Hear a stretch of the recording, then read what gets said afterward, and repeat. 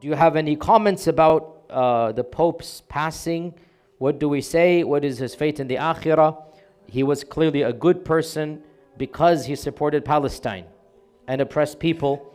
When you also find Muslims who don't embody anything near that level of compassion for humanity, is it that any Muslim is automatically considered above the best non-Muslim? So this is a question that comes up every single time a non-Muslim passes away. That is a person that is loved and respected amongst large groups of people.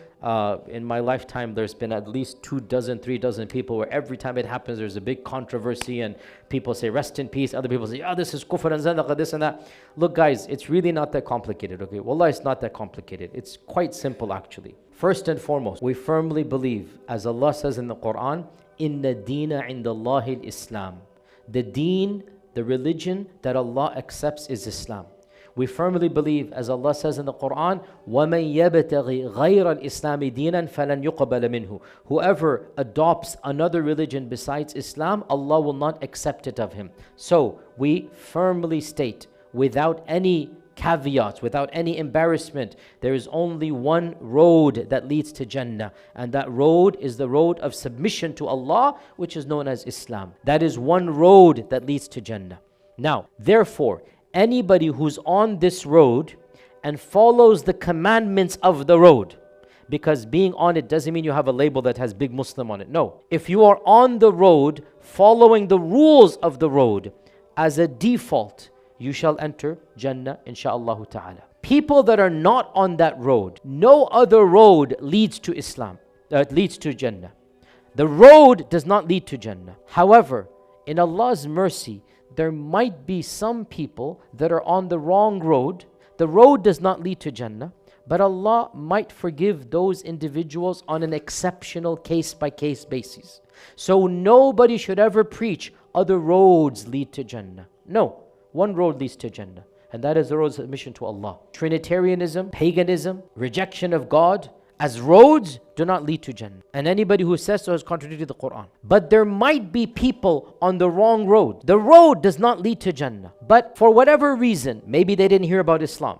I'm not talking about this person, I'm talking about generically. Maybe they didn't understand Islam. Maybe they didn't have the wahi of the Prophet and presented to them. And for whatever reason, they didn't get to the message, but they did have some piety, generic, some Hanifiyya, because you have to have Hanifiyya. There is no excuse to not have a version of Hanifiyya, by the way, right? Because Hanifiyya, i.e. submission to a generic God, you don't need to know the term Allah. There's some tribal villages that still haven't communicated with mankind, still around, by the way. In Brazil and other places, in the Indian, with Andaman Islands, there are still communities that have not communicated with us, and they're still on earth.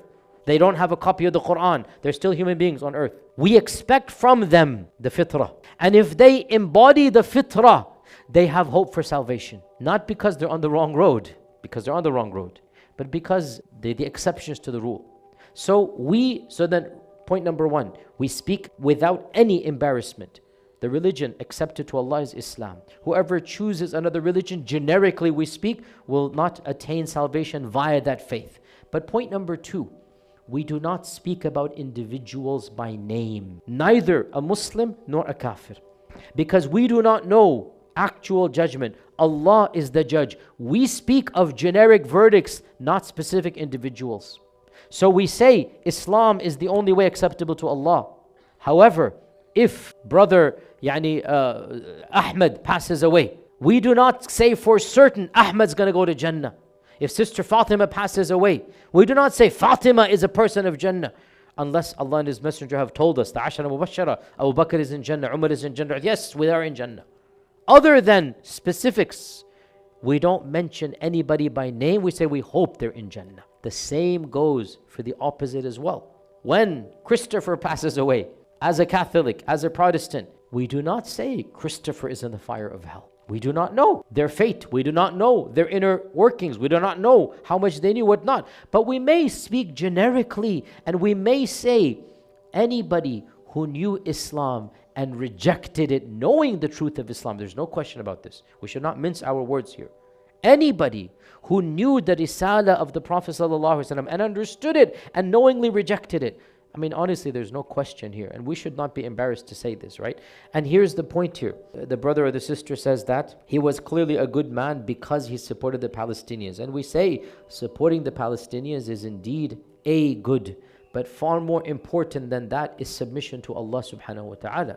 And there's no question that somebody who rejects Allah, I'm not saying about this person because we don't speak about specifics, right? One of the rules of a Muslim, we don't speak about specifics. So I will not pass a verdict on a person, regardless of how famous or infamous they are, Muslim or non-Muslim.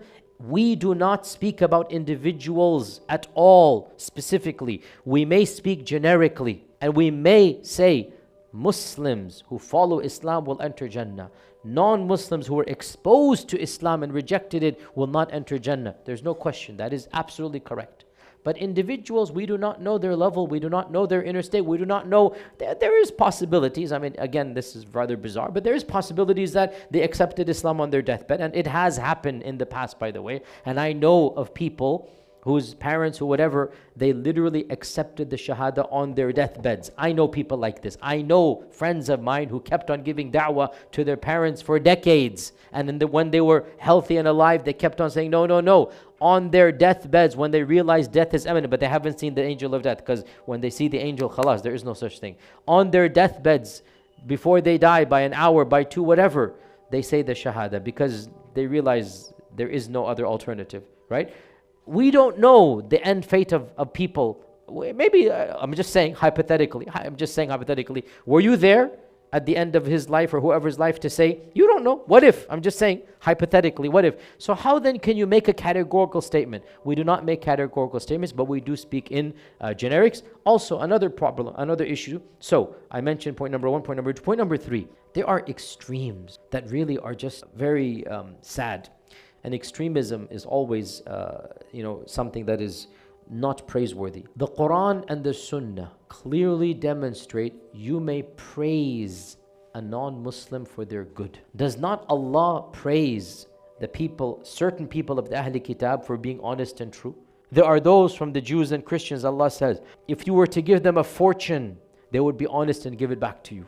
Allah says in the Quran. Allah is praising a virtue, even though the Quran criticizes the theology of Jews and Christians. In the seerah, don't we see the Prophet ﷺ explicitly praising so many of the non-Muslims? I gave a number of talks about Mut'im ibn Adi, the one whom the Prophet ﷺ praised as a kafir, Mut'im ibn Adi. He praised Mut'im ibn Adi even though Mut'im died as a non-Muslim. And the story I mentioned in the seerah, and I have a whole lecture, go Google it, Yasir Qadhi Mut'im ibn Adi. I have a whole lecture, points you can derive from this. So, what is the problem then in saying that out of all the popes that we have witnessed, this pope seems to have been the most humble and compassionate? There's no problem there. And standing for truth and justice. And we wish more people of his faith would be inspired by those qualities. What's wrong with that? Where have I contradicted any line? And I can also say, and we also don't believe in the Trinity. Yes, no problem. But there's a time and a place, and if you feel that's the time and place to do it, in that audience, fine. And if you feel a generic statement of just simply praising the good, because again, there's an aspect of wisdom that you need to see the audience and what needs to be said at one time. What time? There's no problem in praising the good and khalas, leaving the rest for another point in time. We have this, narrow-mindedness and fanaticism that you need to be, let's say, harsh or blunt. The Prophet was not harsh when Mut'im died. He praised Mut'im literally a few days after he died in a very public audience. Muslim and non-Muslim were both there. So anyway, that's in a nutshell. Inshallah ta'ala, we can do this. Now,